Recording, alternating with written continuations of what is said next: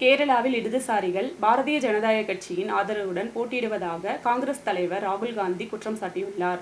இரு கட்சிகளுக்கும் இடையிலான இந்த அணுகுமுறை ஜனநாயகத்திற்கு அச்சுறுத்தல் என்றும் மக்கள் இதனை அடையாளம் காண வேண்டும் என்றும் அவர் கூறினார். கட்டப்பனையில் நடைபெற்ற ஐக்கிய ஜனநாயக முன்னணியின் தேர்தல் பிரச்சார கூட்டத்தில் உரையாற்றும் போது அவர் இவ்வாறு தெரிவித்துள்ளார்.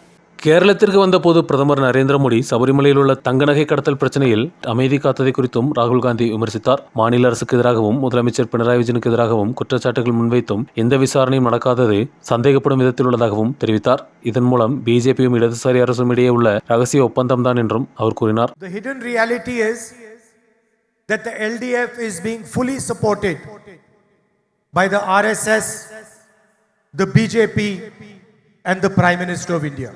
So it's interesting that the left parties are being supported by the extreme right party in India. And the reality is that the left front is no longer a left party.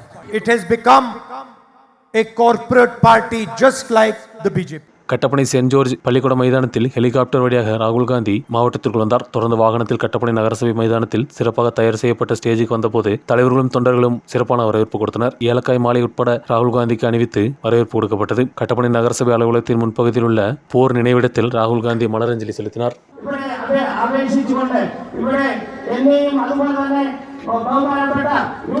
தொடர்ந்து நடைபெற்ற கூட்டத்தில் UDF மாவட்ட chairman Joey வெட்டிக்குடி தலைமை வகித்தார். இடுக்கி டிசிசி தலைவர் CP Matthew, யூடிஎஃப்பின் இடுக்கி உடமஞ்சோலை பீரிமேடு வேட்பாளர்கள், காங்கிரசின் முதிர்ந்த தலைவர்கள் உட்பட பங்கெடுத்தனர். ராகுல் காந்தி கட்டப்பனை வருவதற்கு முன்பே காவலர்கள் தலைமையில் சிறப்பான பாதுகாப்பு வசதிகள் தயார் செய்யப்பட்டது. ராகுல் காந்தி மாவட்டத்திற்குள் வந்தது யூடிஎஃப் தொண்டர்களுக்கு மேலும் உற்சாகத்தை கொடுத்துள்ளது.